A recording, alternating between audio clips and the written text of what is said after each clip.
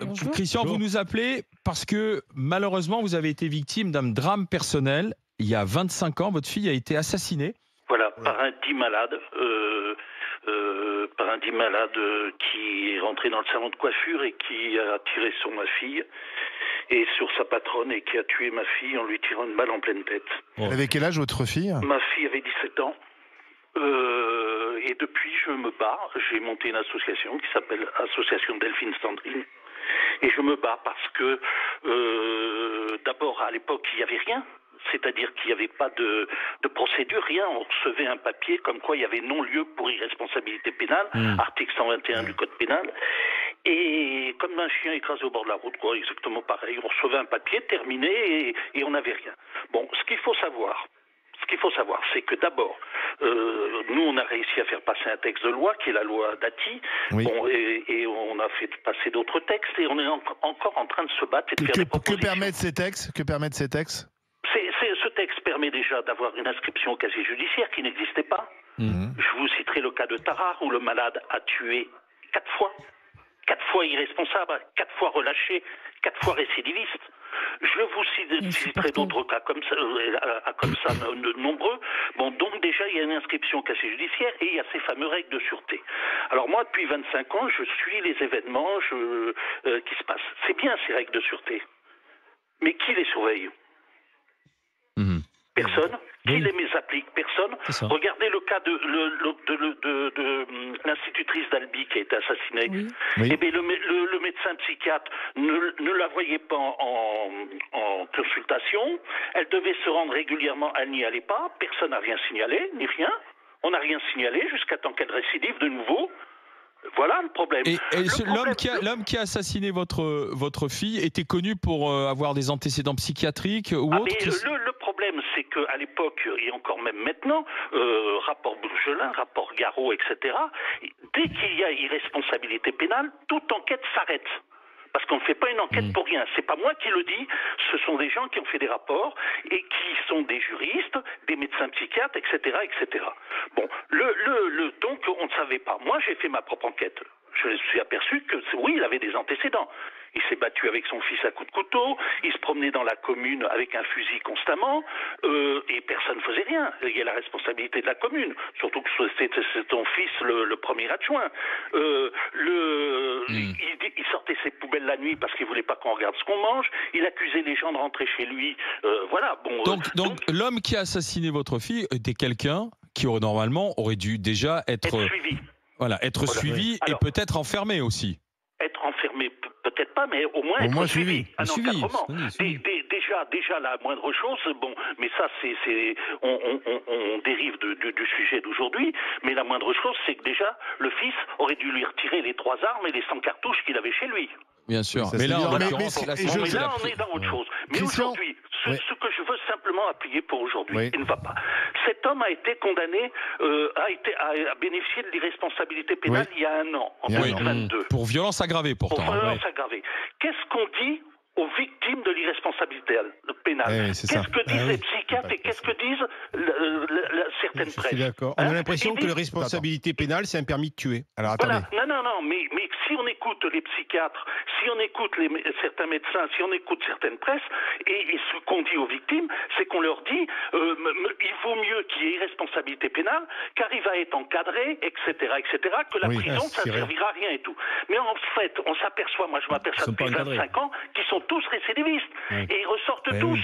Et avec un suivi qui est prévu, mais qui est fait par personne.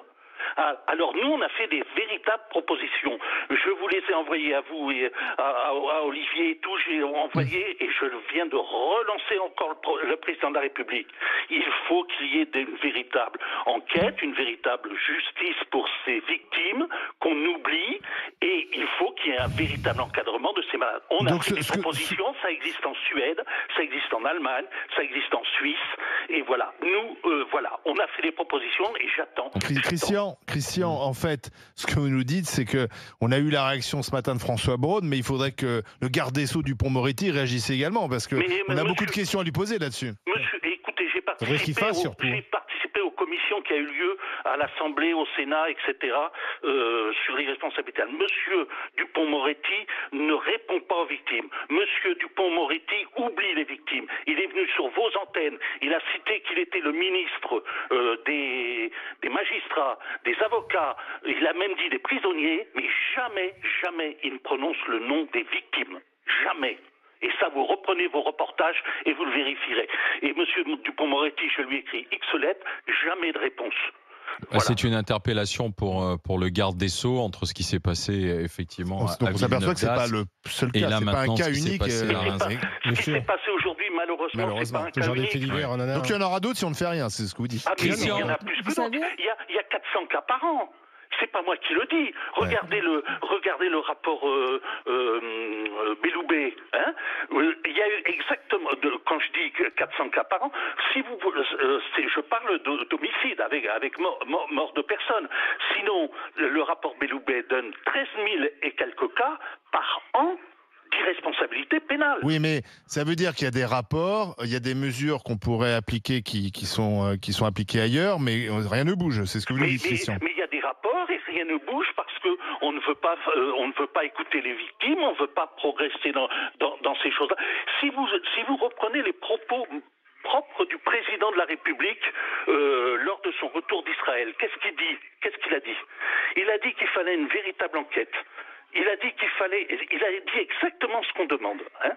Bon, parce qu'aujourd'hui, vous avez des décisions d'irresponsabilité pénale avec des abolitions avec des abolitions du discernement, qui est faite par des psychiatres, qui eux-mêmes vous expliquent dans des rapports que j'ai, que l'on ne peut pas faire la différence entre l'abolition et l'altération du discernement.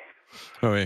Alors, comment ces c'est pas une science exacte. La psychiatrie, c'est très incertain. Je veux dire. Oui, mais justement, c'est pour ça qu'il faut repartir sur l'abolition, donner un procès à tout le monde, que le psychiatre, en tant que médecin, agisse à la fin de la procédure, mais qu'il y ait un Mais vous voulez un procès? Mais je croyais qu'on avait avancé là-dessus, parce qu'effectivement, c'est très violent pour les victimes de se voir refuser un procès, l'affaire s'arrête, irresponsabilité pénale, au revoir monsieur, dame, on passe à autre chose. Mais je croyais qu'on avait avancé là-dessus et qu'on irait dans l'idée d'organiser, quoi qu'il arrive, un procès, même si à la fin du procès, on conclut la responsabilité pénale.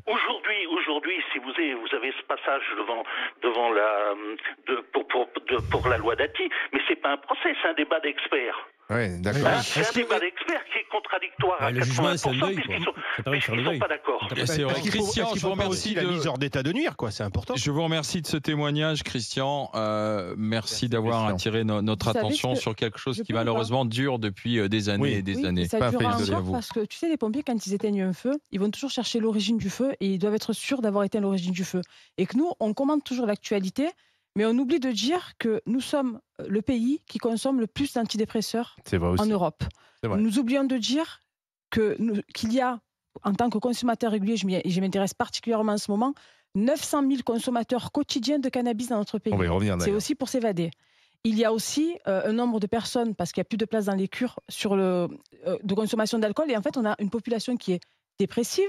Et à force de prendre des psychotropes, de l'alcool, du cannabis, ça peut aussi entraîner des troubles. Et en fait, on ne s'intéresse pas à l'origine de ces dépressions et de ces maladies mentales. Eh bien.